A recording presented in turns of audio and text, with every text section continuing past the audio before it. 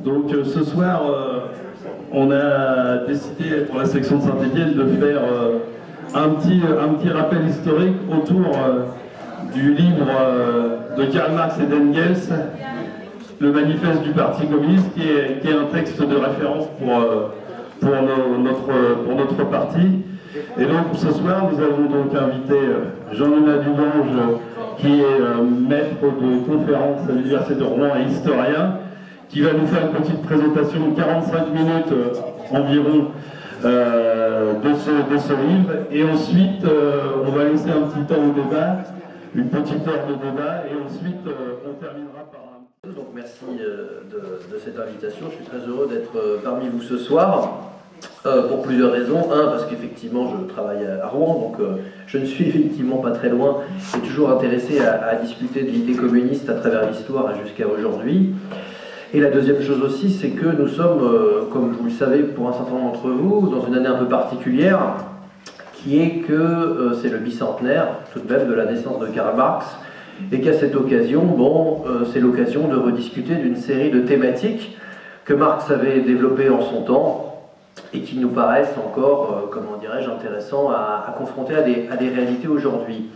Juste pour vous dire que sur le texte du manifeste du Parti communiste, il est disponible avec le supplément de l'Humanité. Je l'ai vu là, parce que le Journal de l'Humanité a organisé il y a à peu près un mois à Paris, à la Bellevilloise, une série de rencontres autour de Marx et de son actualité, et qu'on a quelques-uns travaillé sur cette journée. On a saisi l'occasion pour, comment dirais-je, s'en servir pour en faire circuler le texte. Alors, je voulais vous projeter des images, mais je suis comme Pascal, j'ai un Macintosh et je me promène sans mon adaptateur, donc je suis puni. Donc je vais vous parler quand même de ce sur quoi je voulais vous montrer au départ, qui est la première édition du manifeste du Parti communiste en 1848 et son contexte. Donc les origines de ce texte, pourquoi Marx et Engels, parce qu'ils sont deux à l'avoir communément écrit, pourquoi ils l'ont écrit, dans quel contexte. Je développerai ensuite quelques-unes des principales idées développées dans ce texte, et voir justement si les idées qui sont développées alors ont encore une résonance pour la période qui a suivi, voire jusqu'à aujourd'hui. Et puis c'est ça que je voulais vous montrer, mais je vous le décrirai à l'oral, j'essaierai de rendre ça le plus vivant possible en l'absence d'images. C'est l'incroyable impact qu'a eu ce texte de Marx et Engels à l'échelle mondiale. Et bon, je voudrais le détailler un petit peu tout à l'heure, mais il faut savoir que quand même, quoi qu'on en pense, un des très rares textes à avoir égalé, voire dépassé la Bible, en termes de lectorat au XXe siècle, c'est ce texte, de manifeste communiste de Marx et Engels. Alors, je ne décevrai personne en disant qu'aujourd'hui, peut-être la Bible est de nouveau plus lue que le manifeste du Parti communiste. On peut d'ailleurs s'interroger s'il n'y a pas notamment dans l'Ancien Testament, dans certains épîtres, des problématiques qui peuvent être approchées du communisme, mais ça nous emmènerait trop loin, mais pourquoi pas. En tout cas, la diffusion de ce texte a été particulièrement spectaculaire, et ça a eu un impact, et donc j'en dirai aussi quelques mots. Mais tout d'abord, place au contexte historique de l'élaboration du manifeste du Parti communiste. Alors, puisqu'on parlait d'anniversaire, le bicentenaire de la naissance de Marx 1818, le texte, le manifeste, est de 1848 et est souvent associé, à juste titre, à une révolution qui a touché toute l'Europe en 1848. Mais pour autant que les deux soient associés, il faut bien avoir en tête qu'à l'origine, comment dirais-je, le manifeste du Parti communiste n'est pas un texte écrit dans le feu de la Révolution, publié au moment de la Révolution. Il est élaboré avant, et de façon d'ailleurs, une sorte de coïncidence historique, le texte est publié au début de l'année 48, avant la Révolution. Alors qui sont ces deux personnes, un peu Marx et Engels, et pourquoi rédigent-ils ce texte alors? Dans la première moitié du XIXe siècle en Allemagne, il faut savoir que ce qu'on appelle l'Allemagne jusqu'à aujourd'hui est un pays qui n'existe pas vraiment. Il y a toute une série d'États, de principautés, et que le pays plus unifié et qui apparaît comme porteur d'espoir par ceux qui contestent l'ordre politique et social en Allemagne, c'est en grande partie la France. Alors la France est encore redevenue, si je puis dire, une monarchie à l'époque, mais la France est porteuse d'un héritage qui est l'héritage de la Révolution française, qui a eu un impact immense dans toute l'Europe à partir de 1789. Il faut savoir que Marx, donc, né en 1818, de là où il était à Trèves, c'est une petite ville de Prusse rhénane, donc pas loin de la France, en Amérique de l'Ouest, Il est né dans une région où les armées napoléoniennes avaient introduit un certain nombre des acquis de la Révolution française, le code civil, le code pénal notamment. Et donc Marx a grandi dans cet environnement-là. Et lorsqu'il a 12 ans, donc en 1830, il y a une nouvelle révolution à Paris qui a des échos un peu partout en Europe, notamment en Allemagne. Donc Marx naît, grandit dans ce contexte-là, d'une sorte de fascination pour la Révolution française. Bon, il y aurait toute une partie à développer aussi sur sa formation philosophique allemande, mais ce n'est pas mon propos principal aujourd'hui.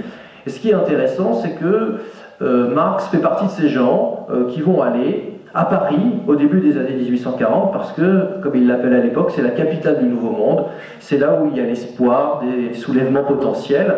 Et Marx va passer 2 ans à Paris entre 1843 et 1845. Il faut savoir que les immigrés de l'époque à Paris sont beaucoup des Allemands qui fuient leur pays, et les premières organisations du mouvement ouvrier allemand, ce qui va donner ensuite le Parti social-démocrate, puis ensuite bien plus tard le Parti communiste, sont en partie créés à l'étranger. Il y a des exilés à Londres et des exilés à Paris, par exemple.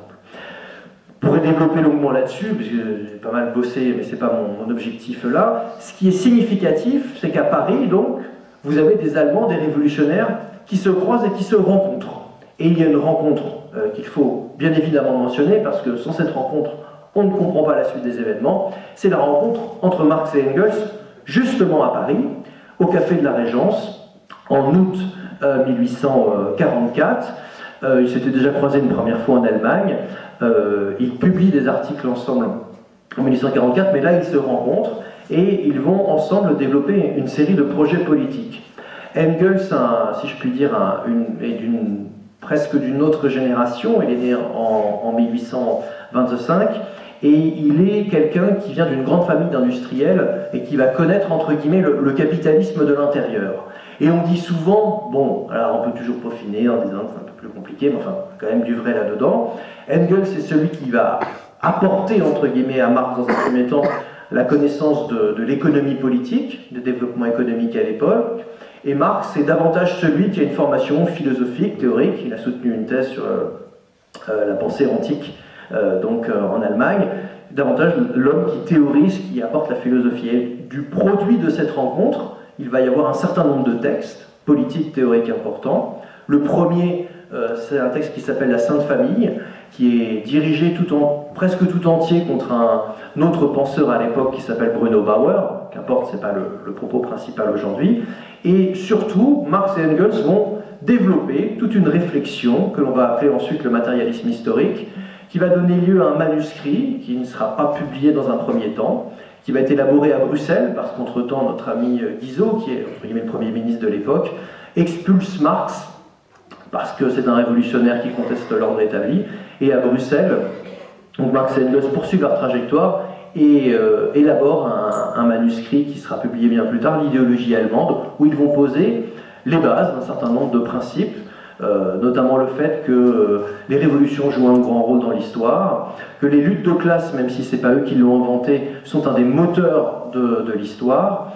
Et tous ces thèmes-là, il y en aurait de nombreux, sur la conscience de classe, sur le fait que les facteurs économiques jouent un grand rôle pour comprendre les mécanismes, entre guillemets, de la superstructure, et en retour aussi, il y a des échanges entre les deux. Bon, on pourrait développer ces thématiques plus en avant, mais en tout cas, il y a toute une phase d'élaboration intellectuelle. Mais, parallèlement, et c'est ça qui fonde la spécificité de Marx et Engels par rapport à d'autres, si je puis dire, c'est que, en même temps qu'une grande réflexion politique, une analyse des mutations économiques qui sont très spectaculaires à l'époque, c'est le début, puisqu'on parle des cheminots, c'est quand même le début des chemins de fer, si je dis pas de bêtises, alors je fais ça en mes cours, mais en plus c'est la même année que l'idéologie allemande, de Paris-Rouen, c'est 1846, si je dis pas de bêtises. Donc on est... Je sais que c'est la première ligne, mais je sais plus la date, En tout cas, dans cette période-là, je sais plus si c'est 45-46, mais c'est intéressant parce que c'est vraiment le moment où Marx et Engels commencent à analyser le capitalisme contemporain. Et une des choses qui marque le plus à l'époque, c'est le chemin de fer. C'est absolument extraordinaire, les trajets qui se développent, tout ce que ça renvoie comme nouvel imaginaire politique et autres. Donc dans ce contexte-là, bien évidemment, ce sont des intellectuels qui produisent des textes, qui les publient dans des revues qui à l'époque sont assez confidentielles.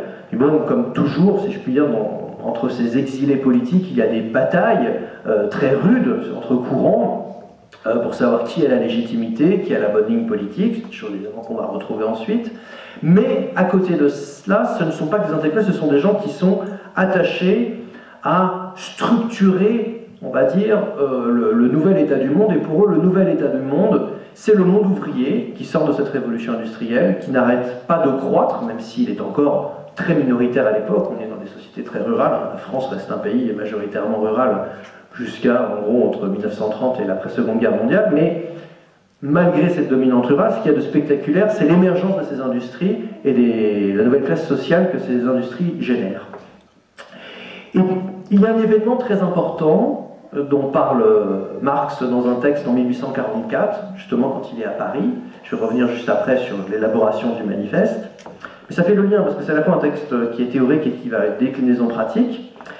C'est un soulèvement qui a lieu dans une partie de l'Allemagne, aujourd'hui en Pologne, mais qu'importe, en Silésie, soulèvement des tisserands.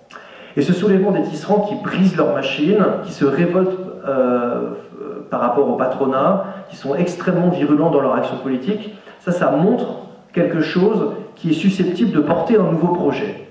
Et dans ce contexte-là, il y a des organisations qui se créent, qui vont changer de nom. Il y a des ligues qui se créent à l'étranger donc de révolutionnaires allemands, qui vont changer de nom et qui vont aboutir donc en 1847, donc c'était d'abord la Ligue des Justes, et qui va devenir lors de son congrès, donc j'ai la date précise du 2 9 juin 1947, en Ligue des communistes. Et cette Ligue des communistes, eh bien, ils vont vouloir adopter un manifeste, un texte qui présente leurs revendications. Et c'est là l'origine directe du texte, dont je vais parler un petit peu plus dans le détail après, du manifeste du Parti communiste. Alors il faut dire quand même quelque chose sur communistes et parti. D'abord parce qu'on me l'a demandé, et ensuite parce que effectivement, et pour comprendre le contexte et pour voir si ces choses-là sont encore porteuses, ça mérite d'être examiné en contexte. Alors, le monde de Marx et Engels de 1847-1848 est par bien des aspects éloigné du nôtre, dans la mesure où, par exemple, le mot parti, sans son emploi à l'époque, le mot existe dans le vocabulaire courant dans différentes langues, le mot parti ne signifie pas le parti politique tel que, alors les années passant, j'ai quand même fait une conférence, je dis tel qu'on l'envisage jusqu'à aujourd'hui. Alors le problème, c'est que je vais devoir un peu renouveler, et je renouvelle d'ailleurs, parce que le mot parti, voulant dire de moins en moins de choses à de plus en plus de gens, d'une certaine manière, on va se rapprocher de l'époque de Marx, où le mot parti n'avait pas encore la signification contemporaine, si vous me suivez. Parce qu'à l'époque, un parti, c'est l'époque de Marx, c'est une mouvance peu structurée, peu hiérarchisée, où il n'y a pas du tout d'instance aussi légitime, avec des congrès, tout ça est très balbutiant. Et ce qu'on appelle parti, c'est un mot qui existe d'ailleurs pendant la Révolution française à la fin du XVIIIe, c'est plutôt un courant idéologique, pas forcément extrêmement défini encore, qui est balbutiant, si vous voulez. Donc le manifeste du Parti communiste, c'est pour une organisation de la Ligue des communistes, mais en aucun cas ça ressemble, si vous voulez, à ce que seront, pardonnez-moi, les partis communistes après la révolution bolchevique. Je dis pas ça pour faire l'historien qui dit « ah bah oui, c'était plus ancien, c'est pas la même époque », mais parce que ça a une importance pour comprendre le texte, et d'une certaine manière ça souplesse, si je puis dire, sur un certain nombre de points. L'autre mot, donc il y a le mot parti, il y a le mot manifeste, je ne dirais pas spécialement grand-chose, bien qu'à l'époque il y ait beaucoup de manifestes, donc il y a une floraison de manifestes parce qu'il y a ce nouvel état du monde, la classe ouvrière, des révoltes, l'idée révolutionnaire qui quand même est portée depuis la Révolution française, mais donc l'autre mot qui est évidemment essentiel avant tout, c'est communiste. Alors, le mot communisme a à la fois, à ce moment-là, bien évidemment, à la fois une longue et relative courte histoire. Je m'explique. Une longue histoire parce qu'on peut trouver des déclinaisons anciennes, on peut même trouver l'idée de la communauté des biens existante même chez certains penseurs depuis la pensée antique, mais dans le contexte par exemple français qui a beaucoup touché Marx et Engels parce qu'ils sont d'abord à Paris et à Bruxelles, dans le contexte francophone, le mot, l'adjectif communiste est quelque chose qui est par exemple peu employé pendant la Révolution française. Il y a un romancier où il passait de mode depuis un certain temps, il s'appelle Rétif de la Bretonne, qui l'emploie dans quelques-uns de ses romans, pour désigner quelque chose encore d'assez flou, mais par exemple Babeuf, que certains doivent connaître parmi vous, qui est considéré ensuite par Marx comme ce qu'il appellera le premier parti communiste agissant, c'est les premiers communistes qui avancent la communauté des biens pendant la Révolution française, eh bien Babeuf n'emploie pas l'adjectif communiste, il emploie justement, alors il y a communautiste, communauté des biens, il n'en demeure pas moins que l'idée existe de substituer à la propriété privée telle qu'elle existe une idée supérieure qui est celle de la communauté des biens. Et cette idée fait son chemin parallèlement à la naissance donc, et au développement du monde ouvrier. Alors vous avez plusieurs adjectifs qui apparaissent à ce moment-là. C'est pas purement sémantique, c'est intéressant par rapport au débat politique qu'il va y avoir ensuite. Dans le contexte français, l'adjectif socialiste est employé et popularisé par quelqu'un qui s'appelle Pierre Leroux en 1831-1832, qui est plutôt sur une perspective coopérativiste, on va dire, plutôt réformatrice, alors que l'adjectif communiste va renvoyer, à partir des années 1840, à quelque chose de plus radical, et voulant bouleverser les rapports sociaux et politiques de façon un peu plus profonde. Un événement, je ne vais pas vous assommer avec trop de dates, mais tout ça est encore une fois dans la même séquence. En 1840, vous avez à Belleville, qui est, bon, comme vous le savez aujourd'hui, un quartier parisien, mais qui à l'époque est une commune encore en dehors de Paris. C'est un quartier ouvrier qui sera intégré par Napoléon III à la capitale ensuite, en 1860, décidément. Je bloque sur les trucs, je suis censé connaître plus. Comme le train, en tout cas on n'est pas très loin des débuts des années 1860. Belleville, vous avez un banquet communiste qui se tient, avec des figures qu'aujourd'hui on a oubliées. Mais ce banquet communiste avance vraiment cette idée de communauté des biens, de ce qu'on appellera ensuite la propriété collective des moyens de production, dans un vocabulaire pour le coup plus marxiste. Donc cette idée-là est vraiment en train de se développer, et ce n'est pas par hasard si la Ligue des Justes se transforme en Ligue des communistes, car c'est déjà une identification politique singulière par rapport à d'autres courants. En plus, j'ai parlé de socialistes, mais évidemment, dans le cas français, vous avez le courant républicain, qui est pluriel, certains vont se rapprocher ensuite des idées socialistes, d'autre part, et dans le cas allemand, ça renvoie aussi à une vieille tradition communautaire qui existe. C'est pas tout à fait un hasard si Engels, plus tard après le manifeste, s'intéressera à la guerre des paysans en Allemagne du XVIe siècle, où il y avait des premières tentatives, entre guillemets, avec un vocabulaire très religieux pour le coup, de faire des communautés pendant la réforme protestante. Enfin, les exemples sont innombrables dans l'histoire. C'est-à-dire que l'idée communiste, telle qu'ils l'envisagent eux, est évidemment une idée intimement liée au contexte contemporain, mais c'est quelque chose qui puise profondément dans l'histoire depuis des siècles. Donc l'idée de continuer une idée qui a existé, qui a fini par porter ce nom-là, et qui doit maintenant être traduite sur un plan politique. Et donc cette traduction sur un plan politique, ça va être ce manifeste. Juste pour dire quelques éléments sur l'élaboration, parce que c'est pas inintéressant, donc c'est Marx et Engels, le texte est attribué, il se trouve qu'il y a toute une phase préparatoire, alors que l'on trouve parfois dans certaines éditions du texte, pour ceux qui veulent approfondir. Engels avait rédigé à l'origine un brouillon, les principes du communisme, qui était beaucoup plus, entre guillemets, didactique, en tel ou tel point, à quoi ces principes renvoient. Et puis, à la suite d'un certain nombre d'échanges, il y a un congrès de la Ligue des communistes entre-temps, il se décide à rédiger donc ce manifeste, un manifeste qui va paraître de manière anonyme au début du mois de février 1948, au début donc de la Révolution.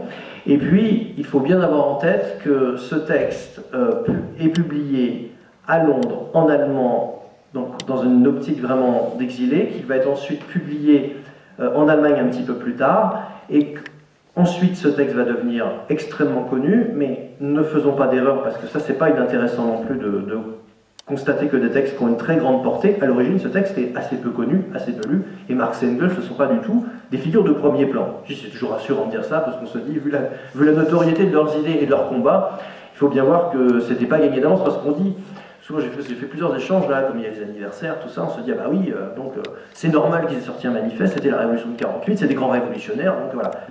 En quelque sorte, pas du tout. Ils vont se jeter dans la bataille de la Révolution de 48, Engels sera même sur les barricades, mais ce sont des gens d'une petite organisation de second plan, si je peux dire. Donc de ce point de vue-là, il faut bien voir que le texte va acquérir sa portée ensuite. J'y reviendrai dans mon dernier point. Donc tout de même, une fois ce contexte posé, et donc, entre guillemets, la relative faible réception dans un premier temps, qu'est-ce que ce texte contient ? Bon, les phrases du début et de la fin sont extrêmement célèbres, mais nous disent quand même bien où ils veulent en venir. Donc la première phrase, c'est l'histoire de toute société jusqu'à nos jours n'a été que l'histoire de la lutte des classes, ce qui veut dire notamment que ce n'est pas que la bataille actuelle, immédiate, qui les intéresse, mais que celle-ci puise dans l'histoire. Après, il y a une énumération, je ne connais pas tout par cœur, hein, patriciens et plébéiens, serfs et seigneurs, etc. L'idée, c'est de reprendre le flambeau d'un combat multiséculaire adapté au monde contemporain. Ça, c'est la première chose. L'idée de lutte de classe est évidemment très très forte, et c'est ça qui va rendre le texte, comment dirais-je, comme ayant une portée particulière auprès de très nombreuses personnes. Car la lutte de classe, elle a évidemment un côté effectif, elle s'est vue à travers les tisserands, elle va se voir pleinement pendant la Révolution de 48, et notamment en juin 1848, insurrection ouvrière qui sera réprimée par le gouvernement républicain. Tout ça a évidemment une grande importance, mais par rapport aux luttes de classe, il faut bien voir que toute une série de théoriciens, compris entre guillemets bourgeois, des gens qui n'avaient pas du tout les mêmes idées que Marx et Engels, parlaient de lutte de classe. Des gens que nous qualifierions aujourd'hui de droite, si je puis dire, considéraient la lutte de classe, ils en parlaient, évidemment après ils ont fait un peu plus attention parce que ça s'est retourné contre eux, si je puis dire, mais la lutte de classe était quelque chose d'assez évident vu les réalités sociales et les tensions sociales de l'époque. L'exemple caractéristique, c'est un des plus grands penseurs libéraux de l'époque, par exemple acteur de la vie politique française, c'est Tocqueville, lorsqu'il parle de 1848, raisonne en termes de lutte de classe. Donc ce n'est pas propre à Marx et Engels, et Marx dira d'ailleurs plus tard que il a repris la lutte de classe à des théoriciens plutôt conservateurs, mais qu'il l'a retournée au bénéfice, si je puis dire, des ouvriers qui doivent se battre maintenant. Donc lutte de classe, c'est évidemment le premier point qui ouvre le manifeste et un des points centraux de la réflexion de Marx et Engels pour la suite. La fin, et après je vais venir quand même entre les deux, c'est évidemment les prolétaires que leur chaîne a brisé, ils ont un monde à conquérir, prolétaires de tous les pays, unissez-vous. Cet appel à l'union, qui évidemment a une apparence de banalité ensuite, est extrêmement aussi important dans le contexte. Car qu'est-ce qu'il s'agit de faire? Il s'agit de faire dans un contexte où l'Europe est encore morcelée. Je le disais, c'est très important pour des gens comme Marx et Engels, c'est des Allemands, c'est des exilés. Ils sont partis en France, ils vont en Belgique. Après la Révolution, ils seront retournés en Allemagne, ça ne marchera pas, ils iront à Londres se planquer, puisque l'Angleterre était plus accueillante aux exilés. Il y a l'idée que, par-delà tous les problèmes nationaux qui existent, et je ne sais pas si c'est rassurant, mais enfin des problèmes nationaux d'émigration, immigration, d'exil, etc., ça ont été des questions qui étaient absolument centrales dans la vie politique européenne de l'époque. Il y a l'idée fondamentale chez Marx, et c'est ça qui va faire peut-être la différence aussi avec d'autres courants plus attachés, si je puis dire, plus reliés directement à des intérêts nationaux, d'affirmer l'internationalisme, d'affirmer l'idée selon laquelle au-delà des contingences nationales, au-delà des problèmes locaux, régionaux, nationaux, il faut être capable de porter une nouvelle idée du monde qui soit à la hauteur de la situation historique. Et Marx et Engels pensent que l'avenir du mouvement communiste tel qu'il l'envisage à ce moment-là doit être en prise avec cette idée-là, cette idée d'union par-delà les frontières. Lutte sociale, solidarité ouvrière, solidarité, on dirait peut-être plus des salariés au-delà des frontières.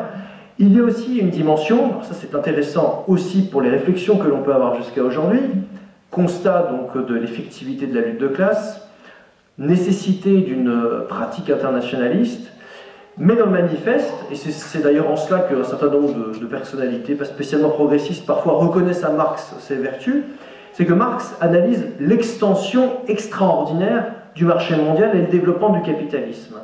Et ce qu'il y a d'important dans le manifeste, qui est un texte assez court, puisque c'est un manifeste, voilà, c'est d'essayer, bien évidemment, d'avancer des revendications politiques, immédiates, liées aux intérêts des catégories concernées, mais aussi d'analyser le capitalisme et le marché mondial tel qu'il est en train de se développer. Alors plutôt que de faire trop de paraphrases, je vais quand même vous lire quelques phrases directement de ce manifeste portant sur l'évolution économique de l'époque. Poussé par le besoin de débouchés toujours nouveaux, la bourgeoisie envahit le globe entier. Il lui faut s'implanter partout, exploiter partout, établir partout des relations économiques. Par l'exploitation du marché mondial, la bourgeoisie donne un caractère cosmopolite à la production et à la consommation de tous les pays. Écrit en 1848. Au grand désespoir des réactionnaires, elle a enlevé à l'industrie sa base nationale, Bon, ça on pourrait discuter, parce qu'évidemment, c'est pas, comment dirais-je, ça dépend comment on le tourne. C'est intéressant parce que déjà se posent les problèmes, c'est moi qui paraphrase, un des grands débats juste avant la rédaction du manifeste du Parti communiste parmi les économistes libéraux, c'est libre-échange ou protectionnisme, dans un contexte où se développe, j'ai dit toujours, l'Allemagne n'est pas encore fondée, etc. Donc, je continue. Tous les mouvements historiques ont été jusqu'ici accomplis par des minorités au profit des minorités. Le mouvement prolétarien est le mouvement spontané de l'immense majorité au profit de l'immense majorité. Et donc, l'analyse du capitalisme pour Marx sert évidemment des objectifs politiques immédiats, qui est de dire la bourgeoisie développe le marché, ce qui va générer une classe de salariés qui doit s'unir pour le combattre politiquement. Mais ce qui est aussi intéressant là, et c'est ce que je disais juste avant, c'est que pas mal de... Prenons quelqu'un que l'on aime beaucoup, Jacques Attali, donc qui a conseillé un certain nombre de gouvernements depuis un certain temps, depuis Mitterrand, puis qui a réussi quasiment à conseiller tout le monde. Il y a des gens comme ça. Oui, voilà, Sarkozy, rapport sur la croissance, c'est ça que je cherchais. Voilà. Donc Jacques Attali, ça vous a peut-être échappé, c'est d'ailleurs pas très grave, a publié une biographie de Karl Marx en 2005, ou 6, quand ça a été republié, qui était un grand succès de librairie d'ailleurs à ce moment-là. Bon, c'est Karl Marx ou l'esprit du monde, ça s'appelle. Je fais une parenthèse là-dessus parce que c'est pas inintéressant. Et Attali dit, bon, alors en fait il n'a pas écrit le livre lui-même, hein, vous doutez bien, il a fait travailler d'autres gens, il a fait une synthèse, du coup il y a des noms propres qui sont orthographiés pareil, bon c'est Attali, hein, faut pas non plus, voilà. Mais par contre, il dit une chose qui n'est pas inintéressante, qui est de dire, regardez, lisez Karl Marx, bon après tout, au moins il dit qu'il faut aller le lire, c'est pas si mal, et il dit, regardez, Marx est quelqu'un qui a bien compris l'incroyable portée historique du marché. Parce que les phrases que je vous ai lues comme sur la consommation qui envahisse tout le monde, etc., ça n'avait absolument rien d'évident à ce point au milieu du 19e siècle. Et c'est des choses que n'ont cessé de conforter le développement du capitalisme. Donc on peut faire cette lecture-là de Marx aussi, c'est qu'il a un côté descriptif encore, parfois absolument fascinant. Mais évidemment, c'est là où s'arrête Attali, puis après il va dire non, tout le reste, la lutte de classe, la politique, tout ça évidemment est bon à jeter, on arrête, on n'en parle même pas. Voilà. Donc ça c'est évidemment une lecture très biaisée, mais pour vous dire quand même que c'est pas inintéressant d'aller voir du côté de ceux que l'on n'aime pas tant que ça. Mais justement, nous faisons ce soir une lecture qui ne soit pas que « Ah, Marx c'est quand même génial, il a prévu l'extension du marché, c'est formidable, la dépossession des industries nationales », toutes choses qui effectivement se sont avérées globalement exactes. Non, parce que Marx, et c'est en ça que je voulais citer dès le départ sa première et sa dernière phrase, il mène un combat politique. Et ce combat politique, eh bien, est lié à la conjoncture que j'ai brièvement décrite, mais lié aussi à un état d'un rapport de force à un moment donné. Et je le disais aussi, la Ligue des communistes est une petite organisation. Et il existe donc une multitude de courants se réclamant des idées socialistes, communistes, républicains quand il y en a dans certains pays. Et par rapport à cela se pose la question des alliances, par exemple, qui est une question, et évidemment, ça ne sera pas les premiers à en discuter. Bien, mais je cite parce que c'est pas forcément, on dit ah oui, le manifeste du Parti communiste est ex-révolutionnaire, subversif, extraordinaire, tout à fait penser, je fais partie de cela, mais il y a aussi une déclinaison sur quand même la tactique et la stratégie politique. Je lis donc directement. Les communistes ne forment pas un parti distinct opposé aux autres partis ouvriers. Bon, c'est le vocabulaire de l'époque. Je continue. Les conceptions théoriques des communistes ne reposent nullement sur des idées, des principes inventés ou découverts par tel ou tel réformateur du monde. Elles ne sont que l'expression générale des conditions réelles d'une lutte de classe existante, d'un mouvement historique qui s'opère sous nos yeux.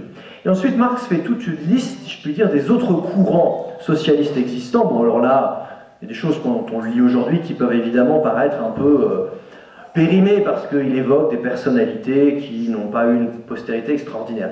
Mais ce qui est intéressant, c'est que la façon dont envisage Marx l'organisation, alors après il y aura d'autres périodes, on peut dire qu'il a changé de position à quelques reprises, mais ce qui est significatif, c'est qu'il se pose d'entrée de jeu la question des alliances pour arriver aux objectifs finaux. Et cette question des alliances, elle est posée dans un cadre où, bien évidemment, il faut demeurer, si je puis dire, ferme sur un certain nombre de principes, tout en étant lucide sur les rapports de force existants. Et c'est, je dirais, la même position qu'il a, je ne vais pas vous faire absolument tous les éléments, mais sur la question de la nation et de la patrie, ce qui n'est pas exactement la même chose, parce qu'on ne peut pas s'en en rester, pardonnez-moi, à prolétaires de tous les pays, unissez-vous.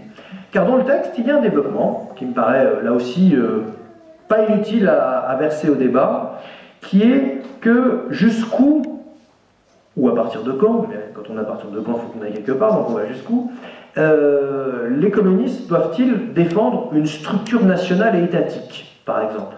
Parce que dire que, bien évidemment, les intérêts de tous les ouvriers de tous les pays du monde sont convergents parce que la bourgeoisie développe partout des industries, tout ça est un constat qui a une grande force propulsive politique. Et des millions de gens vont aussi s'engager ensuite parce qu'il y a cette idée-là.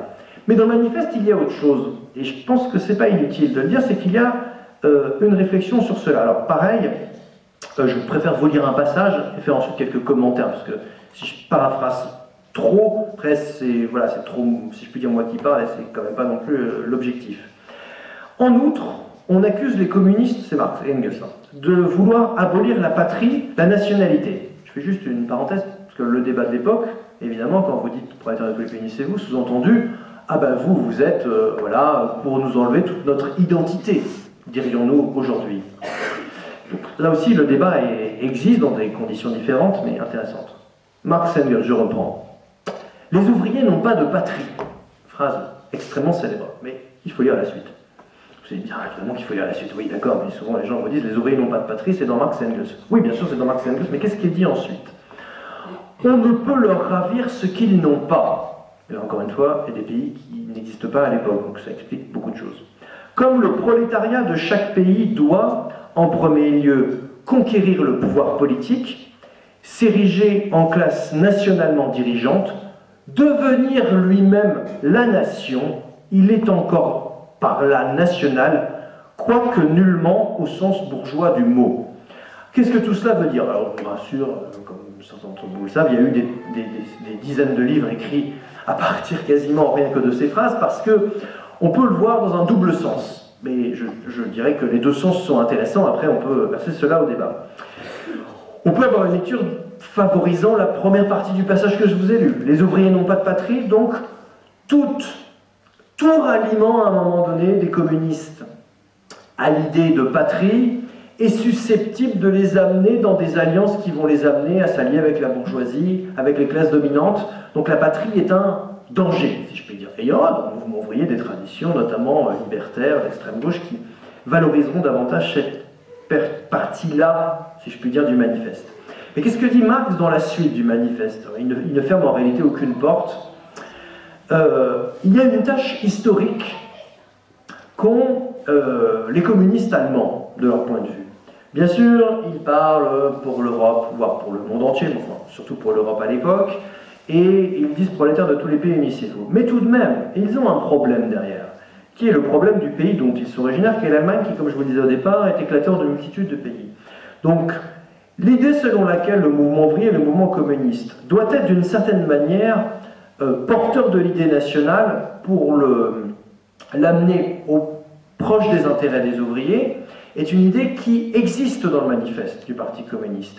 Et il y a l'idée aussi, à mon avis derrière cela, qu'il ne faut pas laisser les élites, la bourgeoisie, faire l'unité d'un certain nombre de pays, notamment l'unité allemande, sinon cela va déposséder les ouvriers d'un certain nombre de choses. Et entre parenthèses, et là évidemment ils ne savaient pas à l'époque, c'est quand même ce qui va se passer avec Bismarck, ensuite l'unité allemande en 1870-1871. Ce ne sera pas le mouvement ouvrier, le mouvement communiste qui parviendra à aider l'unité allemande, mais ce sera davantage les classes dominantes, les Junkers, les Hobro, enfin les classes dominantes prussiennes. Et évidemment, je ne vais pas faire de raccourci historique trop fort, enfin, une des déclinaisons tragiques, si je puis dire, de cette unité par en haut en Allemagne, ce sera le fait que le mouvement ouvrier a été, entre guillemets, battu sur cette idée nationale, et c'est lourd de conséquences jusqu'au XXe siècle, même si ce n'est pas la seule chose qui explique ensuite l'émergence du nazisme, je ne veux pas faire de raccourci, mais tout de même, parce que en 1848, parce que là le texte est publié en février, donc le texte que je vous lis est rédigé fin 1947, donc après le congrès de l'Aide des communistes, mais tout de même, si vous ne parvenez pas à unifier le pays sur une base sociale, etc., sans même parler d'une base communiste, ça peut avoir des conséquences tout à fait terribles. Et une des grandes idées que défendront beaucoup de révolutionnaires en 1848 en Allemagne, ce sera l'idée d'une grande république allemande. L'idée qu'il faut que tout le peuple allemand soit dans un même pays, hein, mais sur des bases entre guillemets progressistes. Et c'est évidemment pas ce qui va se passer. Et donc, je dis ça parce que pour leur contexte à eux, c'est important de le comprendre.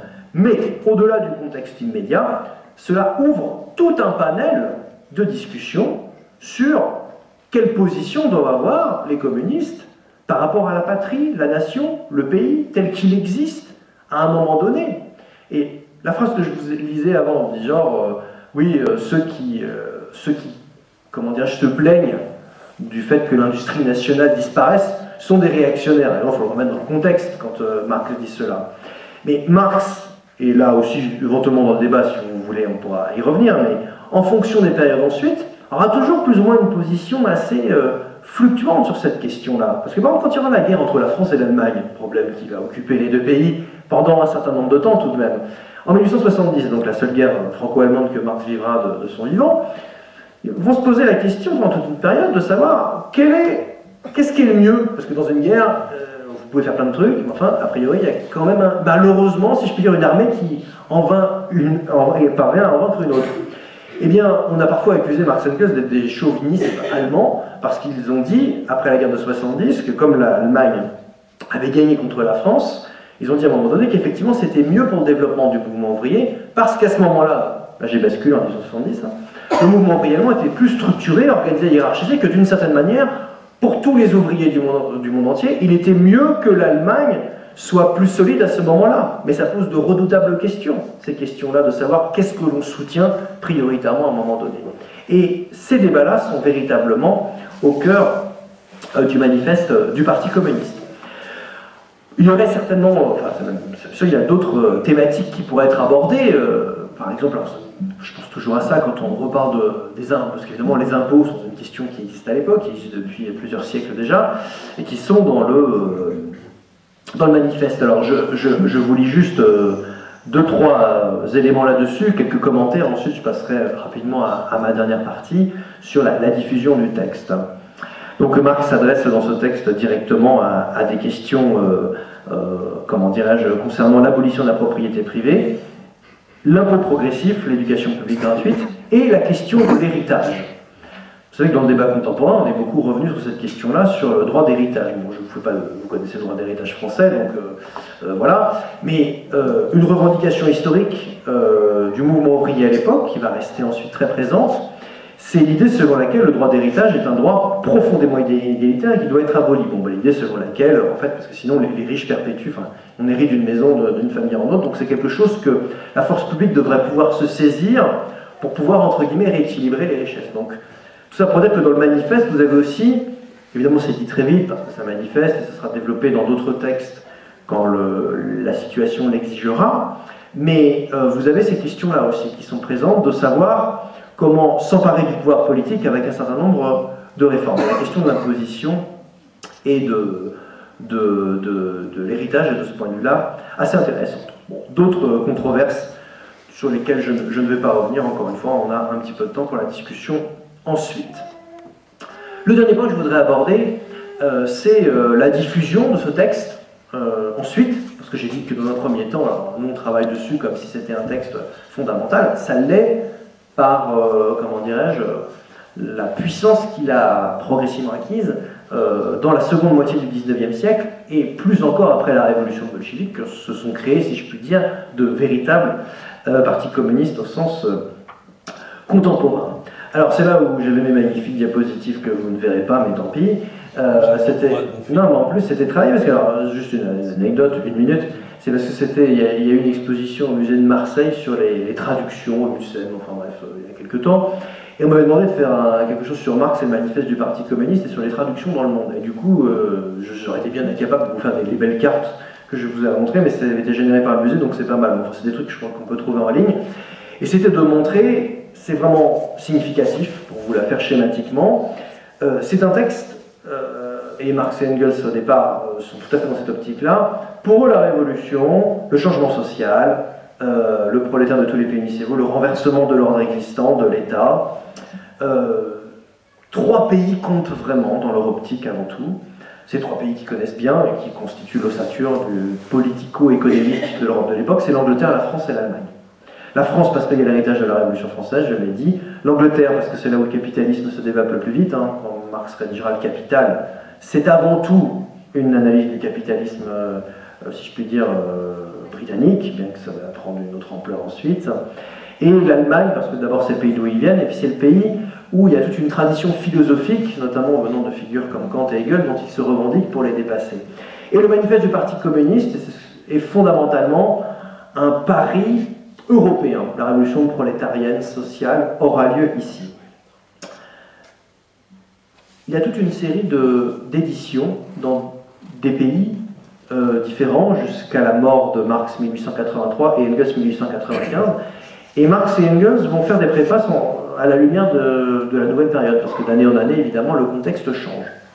Alors, je vous fais grâce de toutes les préfaces, mais simplement pour vous dire qu'ils vont être amenés à rédiger des préfaces pour des éditions polonaises et russes, notamment à la fin de leur existence, et que Marx, dans la préface à l'édition russe, dit notamment que le pari historique du manifeste du Parti communiste a été avant tout fondé sur les pays que j'ai cités là, précédemment, mais qu'il est susceptible d'être modifié, changé en fonction des pays, et notamment en fonction de la Russie, pays qu'il a appris à mieux connaître entre-temps.